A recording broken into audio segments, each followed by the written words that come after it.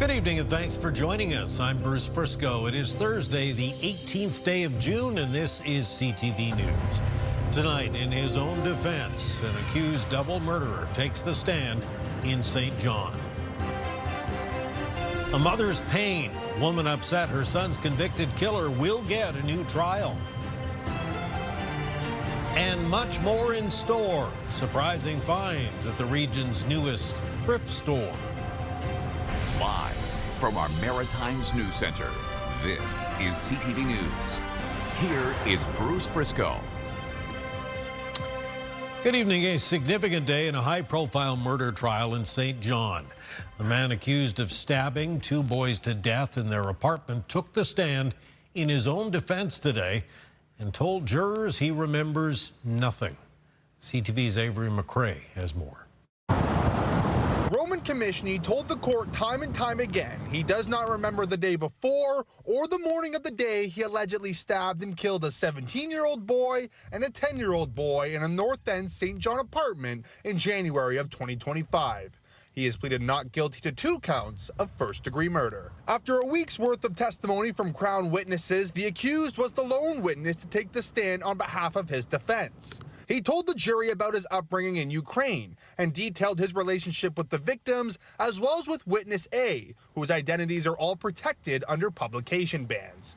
The media can report the case involves alleged domestic violence. The accused often didn't answer his lawyer's questions. He testified the nail gun, which he bought just days before the killings, was purchased for work reasons. When the Crown's cross-examination begun, they confirmed details like the phone number and email of the accused, then asked Commissioner, "Did you plan to kill A, B, and C, D?"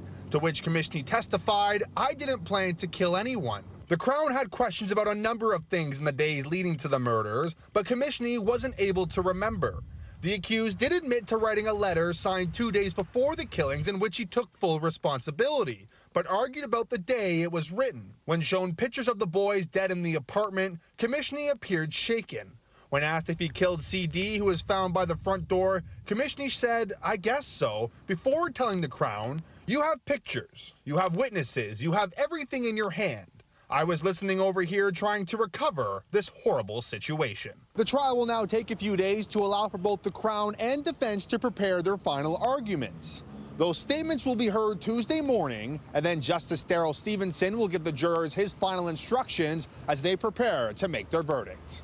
Avery McCrae, CTV News, St. John. And we're hearing tonight from the mother of a murder victim who is upset the man convicted in her son's death is getting a new trial. The accused was also recently convicted in another high-profile murder case. Here's CTV's Callum Smith. I miss him. All she has left are photos. It's been an agonizing almost 10 years since Lisa Kravis's son, Tyler Kaiser, was killed. To be honest, I haven't fully processed everything that happened. 22-year-old Tyler Kaiser was being dropped off at a halfway house on Gottingen Street when he was gunned down in November 2016. Adam Drake was found guilty by a judge almost 8 years later. But in the decision released yesterday, the Nova Scotia Court of Appeal found the trial judge erred in his assessment of evidence from a key Crown witness, the man who testified that Drake was the shooter. Kravis says the last decade has been torture. He's incarcerated, he's not incarcerated, he's on bail, he's not on bail. We dropped the original murder charge, and all of a sudden there's no murder charge. Drake remains behind bars. He's also appealing a second-degree murder conviction in Pat Stay's 2022 stabbing death. There's a possibility that this man, this monster, is going to be back out on the streets. In overturning Drake's conviction, the Court of Appeal ordered a new trial. The Kravis's fight for justice won't stop. Callum Smith, CTV News, Halifax. Get the Maritimes top stories, breaking news alerts, and watch live. Download the CTV News app. A prominent Maritimer, a former lieutenant governor of the province of New Brunswick, has passed away. In a statement today, Premier Susan Holt offered condolences to the family of Marilyn Trenholm Council. She was the province's 28th lieutenant governor, as well as a former senator, a member of the Order of Canada and the Order of New Brunswick, as well as being past president of the Literacy Coalition of New Brunswick. She was also a respected doctor. Holt says Trenholm Council leaves behind a province shaped by her compassion and conviction. Marilyn Trenholm Council was 93. Turns out that lengthy strike by long-term care workers in Nova Scotia is not over after all. Despite a deal with the province nearly 2 weeks ago, CUPE says 3 long-term care homes are refusing to negotiate remaining issues, including so-called standby pay. 3,600 workers were off the job for months, 2 months in fact, and the union said it was under the impression the remaining local bargaining issues would be resolved quickly, but that has not happened, so the picketing has resumed at the 3 homes. Police in New Glasgow opening up about the challenges they face in dealing with drugs, homelessness, and mental health issues in that community. As we told you yesterday, the big city problems have hit the small town hard. The issue even verified in a recent analysis of New Glasgow's wastewater. Percentage of substance in this area in our wastewater are stimulants. Second highest are opiates, and that really aligns with what we're seeing. We're seeing a lot of poisoning and overdose with opiates. 90% of all individuals who are experiencing a mental health crisis seek treatment for the first time through police. So if we know this stat to be true, that people are coming in contact with police because of a mental health crisis rather than a criminal offense, I think this is just a natural fit. Police have hired a mental health clinician, which has helped, they say, but the problems do persist. Fire has destroyed a motel in Doketown. 21 people escaped the blaze, which quickly took part of the structure down. Unfortunately, the building had also become a housing solution for a lot of people in the village. CTV's Nick Moore has details. Taylor's Motel has been a local landmark on Route 8 in Doketown for close to 7 decades, and in recent years has served as long-term housing in the community. A fire was reported here around 2:30 early Wednesday morning. It spread quickly, destroying most of the building. Everybody get out, thanks to a young woman working. She came in, I think, just around the time the fire started smoking.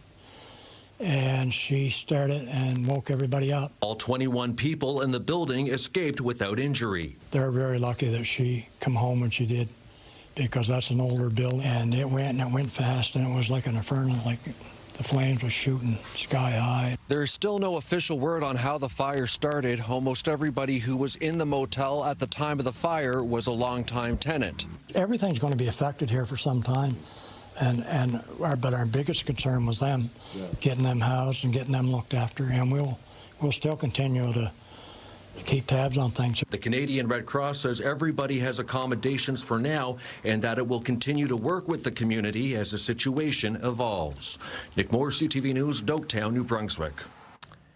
Cannabis sales in Nova Scotia continue to climb. The NSLC says year-end sales reached nearly $140 million last year. That's up nearly 10%. But the province thinks it could be much more. As demand grows, the province insists the illegal market remains a big concern. But officials can't say how much tax revenue they believe the province is losing out on. Premier Tim Houston couldn't give a dollar figure, but says the underground market is significant. And recent crackdowns on illegal cannabis aren't about tax money, but rather health and safety. I don't know how big. We don't have the number. We have some guesses, but they're only guesses. We can see how many shops there are. There's a lot. And I'm thankful for some of the enforcement action that the RCMP has taken and law enforcement are taking in that area. I think it's really important for public safety. Justice Minister Scott Armstrong says he's pleased with the recent crackdown, adding all of this remains a priority. First Nations, though, are upset with the province's actions, insisting they do have a right to sell cannabis on their lands. A pair of sports organizations find themselves facing off over a place to play. The Dartmouth Baseball League is crying foul after learning City Hall might turn a longtime ball field into a cricket pitch. Fans of that sport are naturally excited by that possibility. To 120 to 130 members in 2021, but now we are close to like 450. And even with this, we have to turn down hundreds of players every year because we can't accommodate them. The fields themselves are dedicated to Arthur H. Merrick, who was considered the founder of baseball, minor baseball in Dartmouth. Regional Council will debate the matter next week. Dedicated soccer fans gathered in downtown Halifax tonight as Canada played Qatar in a do-or-die World Cup match, and those fans were not disappointed.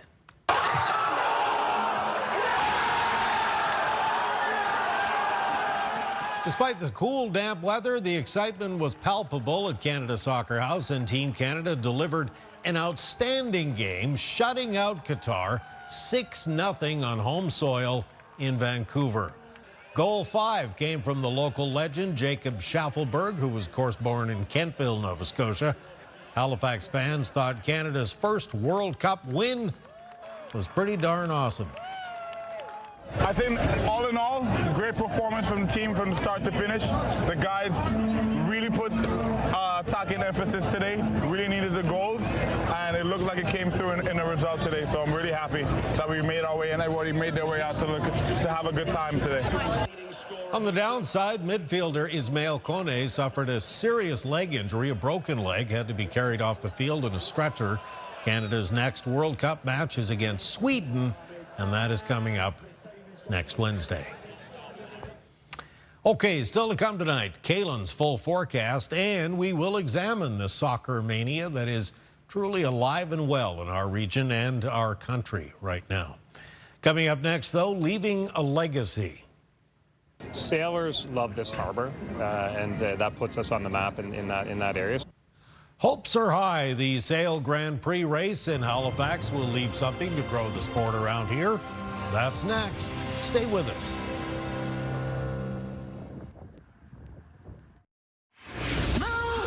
Mornings with Aaron and Peter. Join us for a special Father's Day edition of Foodie Friday tomorrow at 8. And a Father's Day edition of the $1,000 Minute when the answer to question number 10 will be seahorse. So cities that host big sporting events usually want something kind of left behind afterwards. It's been a major part of the FIFA World Cup here in Canada. Well, smaller in scale, there is hope the Sail Grand Prix race in Halifax will also leave a legacy of sorts to grow the sport. Here's CTV's Jonathan McGuinness. The event officially kicked off earlier in the day with opening ceremonies inside the Maritime Museum of the Atlantic.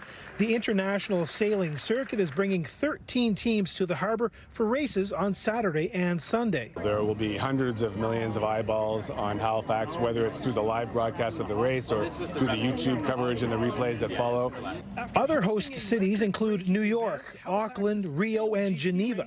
Halifax last hosted in 2024, and after 50,000 fans filled the waterfronts on both sides of the harbor, Halifax was voted fan favorite. A combination of the spectacular natural amphitheatre, the demanding racing conditions, the rich maritime heritage, and above all, the Halifax's passionate fans and warm Haligonian hospitality really creates an incredible spectacle for us this weekend. Registration for sailing programs has spiked, and new programs have been launched to meet the demand for lessons, particularly in foiling. The Atlantic is quickly becoming the national hub for the sport on and off the water. The racing part is certainly the most flashy. There's a whole crew that goes into it. You need a shore team to keep the boat working. You need the data side of it, crunching the numbers so that you can continue to improve on your performance. The conditions are perfect, so it's sailors love this harbor, and that puts us on the map in that area. Racing fans will be able to see all the boats on the water Friday afternoon. Practice racing starts at 4 p.m. Jonathan McGuinness, CTV News, Halifax.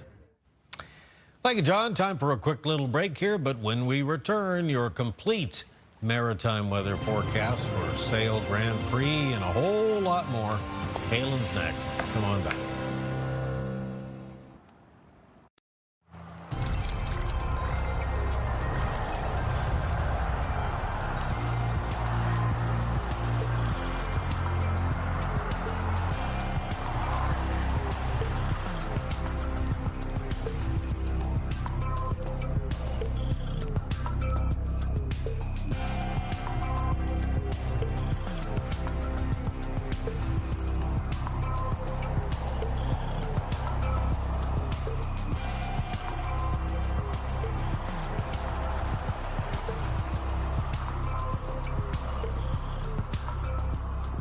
Thursday evening, 18th day of June in the Halifax area. Started out very summery, and then it got, you know, kind of cool and cloudy. That's right. And now tonight for the Maritimes, it's rain, drizzle, and fog across the region as we have a weather front move through. Within the rain and the showers for tonight, remember there is a low risk of some embedded thunderstorms or downpours. With the low pressure system, it's making its way up the St. Lawrence River Valley and through Quebec. So the center of the system not coming directly through tonight, but the weather fronts from it are pushing out towards the eastern seaboard. So as we take a look at our forecast timeline, we can see through the yellows and the greens and the oranges, the round of rain making its way through. Now the main area of this rain, the main band, is going to be off to the north and northeast of the Maritimes by around the start of the day for tomorrow. But in behind it, there are going to be some parts of the Maritimes that kind of linger in some wet weather throughout the day on Friday. And it's mostly for communities in the north of New Brunswick, where there's going to be some pretty persistent showers throughout the day and even some scattered showers into southern areas of that province. Now, parts of Prince Edward Island, Nova Scotia for tomorrow do actually see the sun break through in the afternoon, and a lower chance of another shower for Friday afternoon, about a 30-40% chance for both of those provinces or any given community in those provinces. Now, as we take a look at the rainfall amounts for this weather system, because New Brunswick is seeing the most persistent widespread rain, that's where the amounts are going to be a little bit higher. A good 15 to 30 millimeters for a large portion of that province. There may be some higher local amounts in northern areas of New Brunswick, about 10 to 20 millimeters of rain expected for Prince Edward Island, and for Nova Scotia, about 5 to 15 millimeters of rain. Winds are gusty from the south for tonight, and then tomorrow as the front moves through, the wind direction changes. It becomes more westerly for the region, and there'll be some gusts between 20 and 50 kilometers per hour. The highest wind gusts around coastal areas of the Bay of Fundy coastline and the southwestern Atlantic coastline of Nova Scotia. Low temperatures for the Maritimes tonight, falling into a range around 10 to 14 degrees. Highs for tomorrow in the north of New Brunswick. Looking at mostly high teens and low 20s, including 21 at Miramichi and 20 at Plaster Rock. Again, there is going to be some lingering showers, some lighter rain around throughout much of the day. Down through central and southern areas of New Brunswick, some scattered showers are expected with some high temperatures in the low 20s, 19 at Grand Manan. Prince Edward Island on Friday starts off cloudy and foggy, and then the sun breaks through in the afternoon with a lower chance of a shower, highs between 18 and 22 degrees. Eastern areas of Nova Scotia will see some showers move through in the morning, the sun breaking through a little bit in the afternoon. A lot of high temperatures, high teens, low 20s, mid-20s for a few communities on the north shore of mainland Nova Scotia. 21 for Amherst for tomorrow, 25 at Truro, 22 degrees for the city centers Halifax and Dartmouth. In the Annapolis Valley, high temperatures near 25 degrees. On the south shore of Nova Scotia, 22 for Liverpool and Shelburne, and 18 for Yarmouth. In the extended forecast, moving into the upcoming weekend for New Brunswick on Saturday, mostly cloudy, scattered showers. Lower chance of showers on Sunday, temperatures though a bit cooler. Then Monday's looking better with a mix of sun and cloud and temperatures warming up a little bit. A chance of showers on Tuesday and Wednesday of next week, and then Wednesday back to a mix of sun and cloud. For Nova Scotia, the forecast coming up on Saturday, mostly cloudy, likely to see some scattered showers in the province. The highest chance of showers for northern and eastern areas of Nova Scotia. A lower chance of showers on Sunday, Father's Day, temperatures a little bit cooler. Monday, a mix of sun and cloud, temperatures come up a few degrees. Rain possible on Tuesday of next week, followed by a chance of showers on Wednesday. Thursday, a mix of sun and cloud. And for Prince Edward Island, we've got some showers expected on Saturday with about a 40% chance of a shower on Sunday. A mix of sun and cloud for Monday, a chance of showers on Tuesday and Wednesday of next week, and a mix of sun and cloud on Thursday. Bruce. Thank you, my friend. Wake up weather still to come. Stay with us. We'll be right back.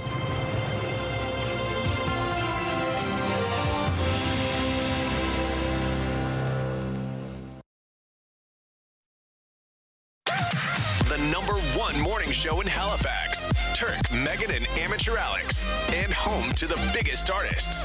Halifax's #1 hit music station. 101.3 Virgin Radio.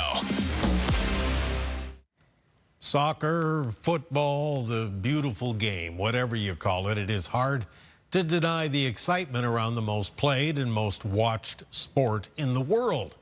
Today, hundreds of kids in Halifax watched the Halifax Tides in action ahead of the pivotal game this evening between Canada and Qatar, and we told you how that worked out a few minutes ago. CTV's Brianne Foley has more.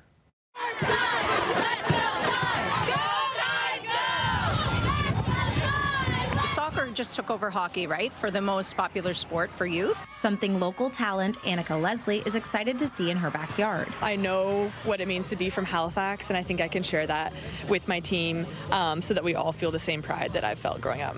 So there's nothing that Annika would like more than to have her elementary school show up for her. She loves the kids. They were super enthusiastic when she went to visit last week, and I saw them walking across the commons. They're all cheering and so excited that one of their own gets to be on the pitch today. She tries to show up for them as much as they showed up for her.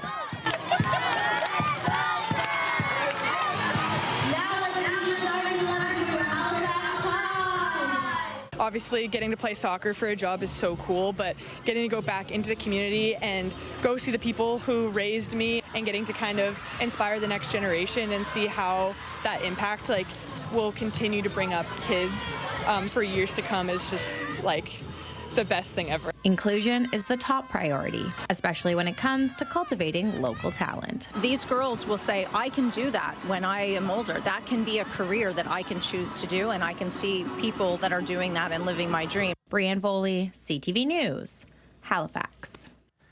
Okay, thank you, Brianne. Time for one final break tonight. Coming up, we'll visit our region's newest thrift store and check out some of its treasures. First, though, your wake-up weather. Here's a live look at Antigonish on this Thursday evening. 14 degrees right now. Kaylin's wake-up is coming up next. It is Friday morning, and the best way to kick off Friday morning is the wake-up weather with Kaylin, and I'm gathering we're going to need an umbrella, maybe most of us. Certainly for some areas. Not the brightest Friday morning for the Maritimes. There's going to definitely be some lingering rain and showers in northern areas of New Brunswick. Other parts of the Maritimes to start the day tomorrow. Some patchy showers, drizzle, and fog. Now, there will be some sun that makes an appearance in the afternoon, at least for the provinces of Nova Scotia and Prince Edward Island. It does remain on the cloudier side for much of New Brunswick, and there will still be some showers present into and through Friday afternoon for that part of the region. Bruce. Thank you, Kaylin. Well, when it comes to thrifting, finding new-to-you clothes might be the first thing that comes to mind. But as CTV's Stephanie Seco shows us tonight, there is much more in store. A new thrift store has popped up in Eastern Passage, Nova Scotia, run by three sisters. If you were to ask me this 1 year ago, I wouldn't say we'd be here. The owners of Pop-Up Thrift say the business was built on the belief that everyone deserves access to affordable items. We try to keep everything down as low and as fair as possible. I'm a single mother of 2 kids, so I get how hard it is. And with the prices of everything nowadays, there's nothing wrong with a little bit of help. While thrifting is often associated with looking for a new wardrobe, there are lots of other treasures to be found, like items for the whole home. Huge. That's one of our top sellers, household goods. It's like we can't keep them in. I didn't think they'd be that thing. I thought clothes would be the biggest thing, but no, it's actually household items. The family ties go beyond the three sisters. Their children are also involved. We just try to help as much as possible and just try to go upstairs and sort stuff and bring them down. I'm really happy for my mom and my aunts and everyone else that helped, especially Sean, my uncle. A portion of proceeds goes back into the community. Since opening, donations have poured in, giving items a second life and keeping them out of the landfill. Stephanie Seco, CTV News, Eastern Passage, Nova Scotia. Thank you, Stephanie. That is your late news for this Thursday night, Friday morning. If you joined us a little bit late or you'd like to take another look at anything you've seen tonight, ctvnewsatlantic.ca. It's always your home for news. I'm Bruce Frisco. Thank you for staying up late with us tonight. Have a good evening. We do hope to see you again tomorrow.